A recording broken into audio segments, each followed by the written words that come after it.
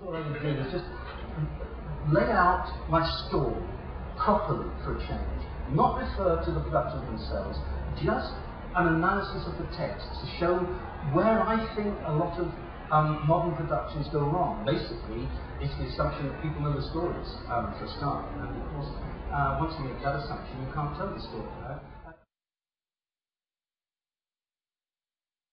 The production of Peer Gynt last night, Peter Zadek, who's an old friend over at the Lyceum, and it's a Norwegian play performed in German, but with translation in English on the top. But if you didn't know, if you couldn't read that English translation, you wouldn't know what on earth was going on in that production, because it was so all over the place and lack of attention to the narrative of the piece. And it's the narrative for me that is all important. Anything that illuminates that narrative is fair game.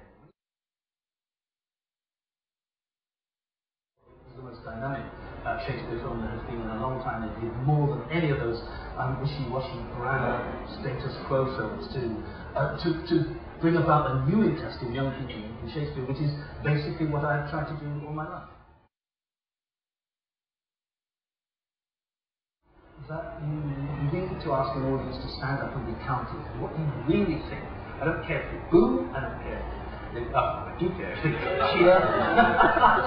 As long as people go out into the street arguing and carry on the debate and want to do something about the piece that they just...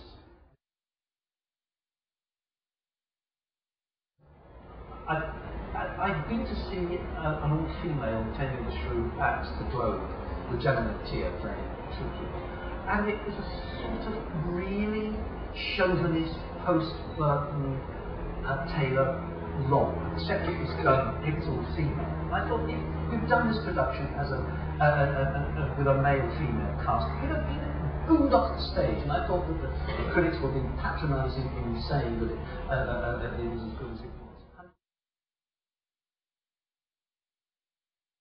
Still, I got very cross recently at a couple of productions that cut it down to about 2 hours at the end and took out Rosencrantz and Guildenstern and Fortinbras. I thought, well, where is the play? Why don't you say this is based on the play by William Shakespeare, not the play by William Shakespeare? 2 hours with all those characters, you've got nothing. Poor old Claudius has had his balls cut off because there's no conflict. You haven't got a state to run. You haven't got a problem on the one hand with the forces that are massing on his border there and Hamlet there. So I mean that's his dilemma.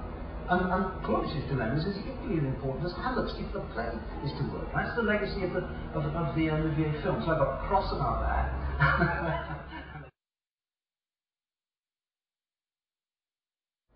Thanes, friends, kinsmen, henceforth be earls.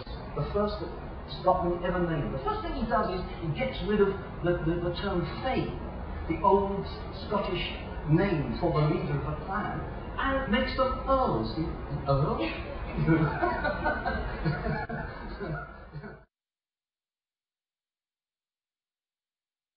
Your staff remains unbreakable for many years yet. I must be looking forward to the Merry Wives of Windsor, Texas, if it comes to London. Michael will be signing copies of the Director's Cut next door in the signing tent.